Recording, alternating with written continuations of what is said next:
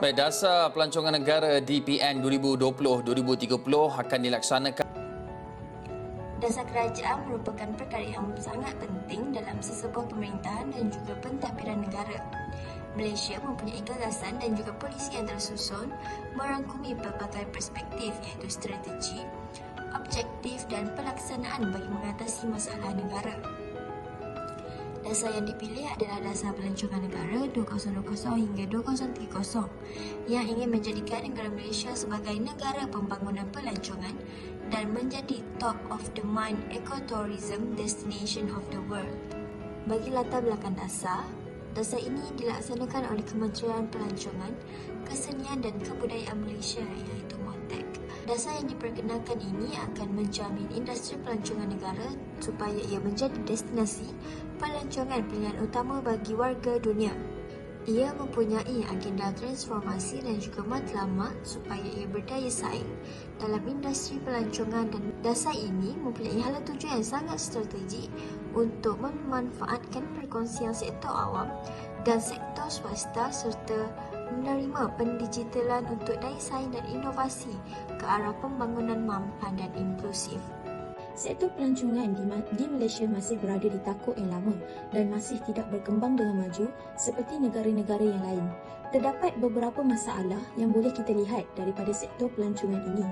Isu dan tenaga kerja buruh ataupun masalah kurangnya pekerja di dalam sektor pelancongan adalah merupakan isu yang utama di waktu kini. Hal ini kerana seluruh dunia mengalami pandemik COVID-19 yang mana telah merenjatkan sektor ekonomi pelancongan di seluruh dunia, malah seluruh sektor ekonomi yang mana bukan sahaja sektor pelancongan. Hal ini kerana para pekerja yang sebelumnya bekerja di dalam sektor pelancongan telah berhenti dan telah bertukar ke pekerjaan di dalam sektor lain. Hal ini, sepanjang 2 tahun pandemik COVID-19 ini berlaku, semua pekerja di dalam sektor pelancongan mencari kerja lain. Selain itu, isu lain yang boleh kita lihat adalah promosi sektor pelancongan yang kurang adalah merupakan salah satu masalah yang boleh kita lihat. Hal ini boleh dilihat secara jelas apabila rakyat tempatan jarang dan kurang melancong di dalam Malaysia sendiri. Hal ini kerana mereka ataupun rakyat tempatan lebih gemar untuk melancong dan bercuti di negara luar seperti negara Thailand, Indonesia dan Vietnam. Negara-negara tersebut adalah di antara negara yang menjadi tumpuan dan pilihan rakyat tempatan Malaysia. Rakyat tempatan sendiri tidak suka melancong di negara Malaysia kerana jalan yang sesak ketika musim cuti, tiket yang agak mahal juga adalah antara faktor kenapa rakyat tempatan tidak gemar untuk melancong di dalam negara. Seterusnya, faktor keselamatan juga adalah merupakan isu yang sering dibangkitkan ketika melancong.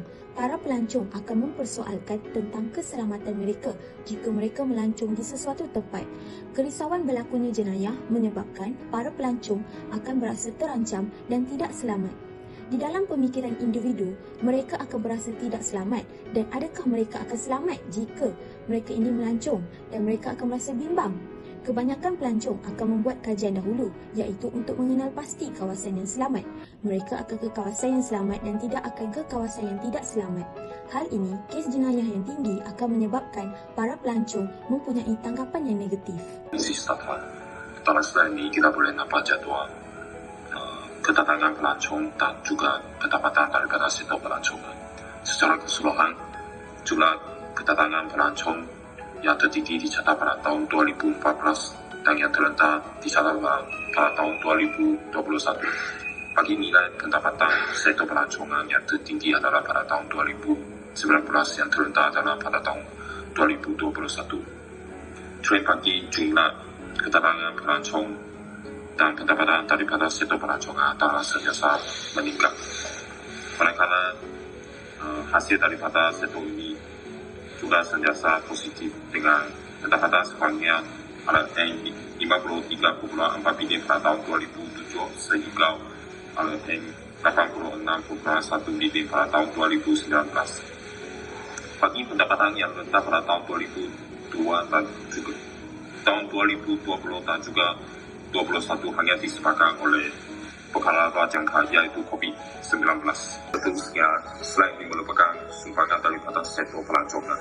pada tahun 2021, nilai tambah kasa industri perancangan berjumlah sebanyak RM197,9 bilion ataupun yang menyumbang sebanyak 12,8% kepada keluaran dalam negara kasa ke-5G. Keluaran dalam negara kasa langsung perancangan mencatat sebanyak RM13,1 bilion. Ia juga memberi peluang pekerjaan yang diangkat melibatkan sebanyak 3,52 juta individu ataupun 23,4% daripada keseluruhan tenaga buruh di negara kita. Ini menunjukkan nilai tambah kasa industri pelancongan dan juga keluaran dalam negara kasa langsung pelancongan. Bagi nilai tambah kasa industri pelancongan yang sentiasa meningkat dan juga mengekal pada nilai sebanyak 14%. Bagi keluaran dalam negara kasa langsung pelancongan yang mengekal, walaupun dia tidak meningkat setiap tahun, tapi dia mengekal pada 6% bagi kelima tahun ini.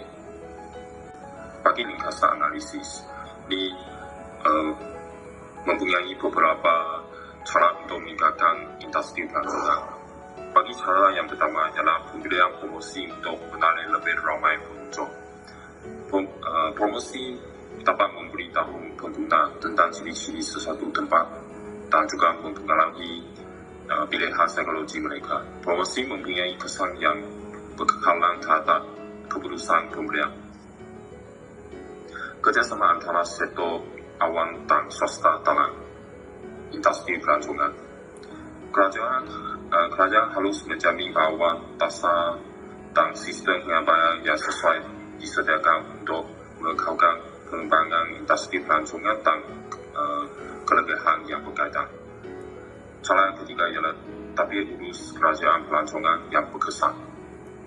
Kerana peranan dan fungsi berbagai peringkat kerajaan dalam pelancongan adalah sentiasa jelas. Pelibatan industri pelancongan dan masyarakat awam dalam membuat keputusan dasar adalah sangat penting. Dan yang akhir sekali ialah penggunaan mekanisme pelibatan yang berkesan untuk menyimpulkan berbagai atau itu sahaja terima kasih saya.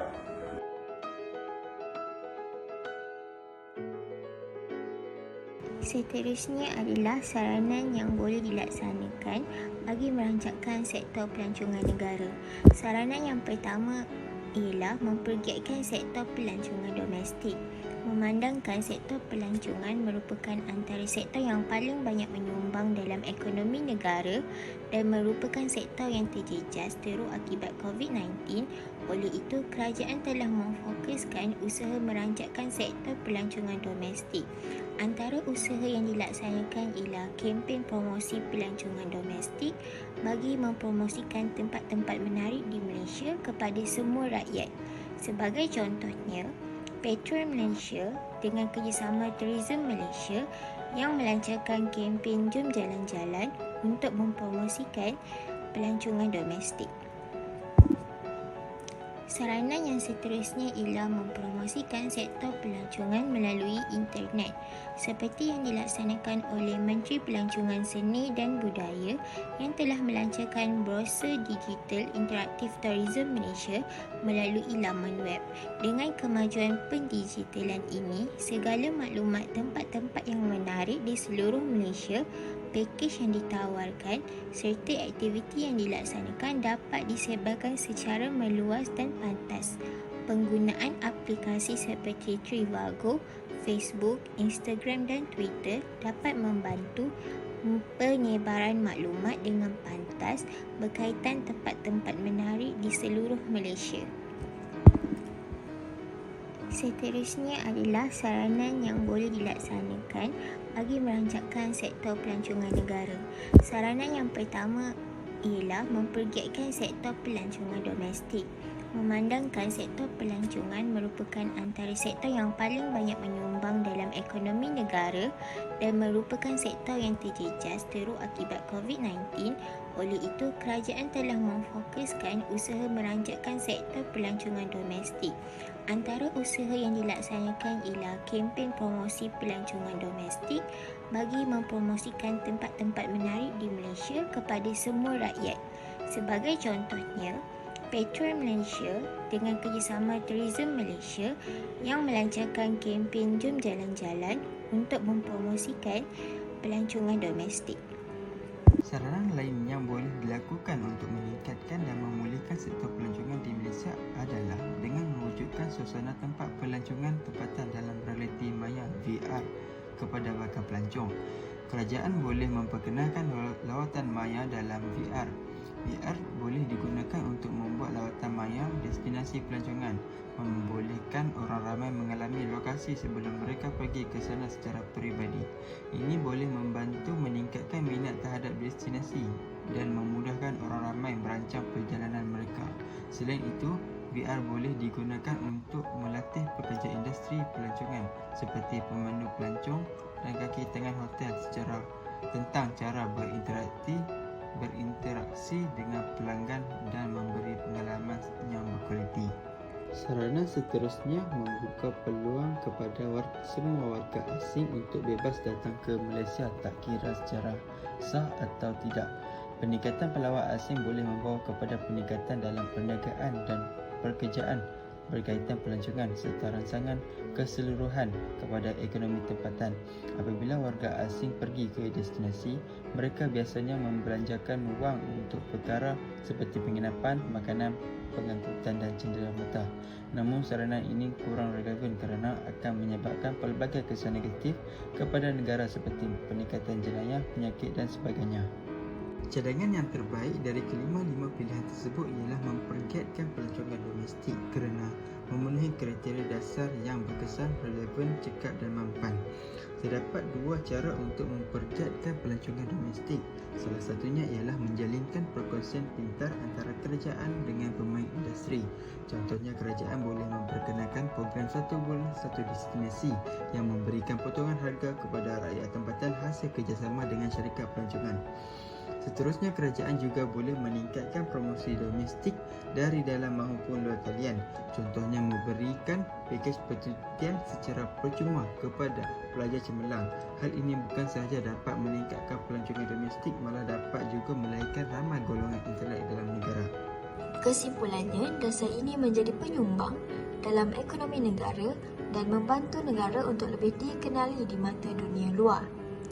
Kerajaan juga melakukan inisiatif untuk membantu menangani masalah yang dihadapi oleh sektor pelancongan. Hal ini dapat meyakinkan orang ramai untuk lebih mempercayai keupayaan sektor pelancongan negara. Industri pelancongan negara dapat dikukuhkan dengan membangunkan pelancongan yang berfokuskan teknologi digital bagi menarik minat pelabur luar ataupun dalam negara. Perkara ini dapat menambahkan pendapatan negara dan menstabilkan ekonomi.